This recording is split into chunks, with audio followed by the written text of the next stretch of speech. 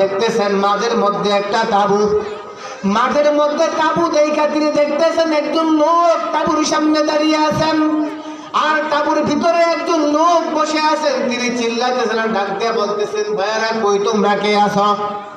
একজন ব্যক্তি বলতেছেন, আসি আমরা, তোমার কি সমস্যা তুমি বলো। বলে, ভাই আমি যেটা সামনে দেখতেছি একটা তাবু, এই তাবুটা কি আর তাবুর মধ্যে যিনি বসে আছেন তিনি আবার কে? লোকটা ডাক দিয়ে বলল, ভাই তুমি যে মাঠের মধ্যে তাবুটা দেখতেছ, এই তাবুটা হলো ইসলাম,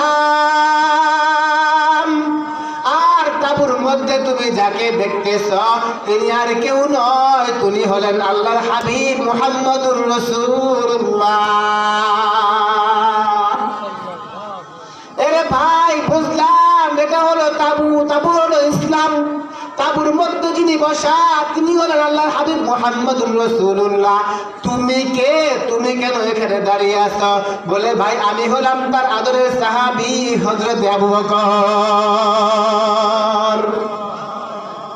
আবু বকরের দাম বেশি না কম?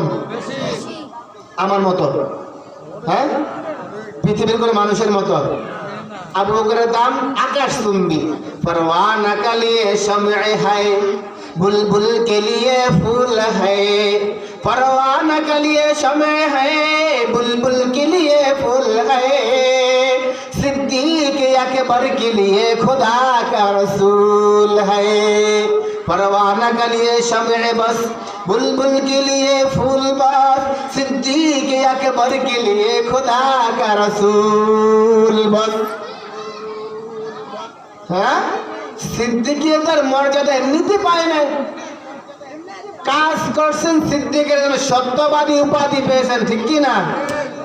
আবু বকর সিদ্দিকের পায়ের ধুলার সমানও আমরা না। যখন ডাক্তার শিবশক্তি শুরু জানতে পারলেন এটা হলো ইসলাম, এটার মধ্যে হলো মুহাম্মদুর রাসূলুল্লাহ, এটার মধ্যে ঢুকলে শান্তি আর শান্তি, এটার বাহিরে থাকলে অশান্তির কোনো শেষ নাই।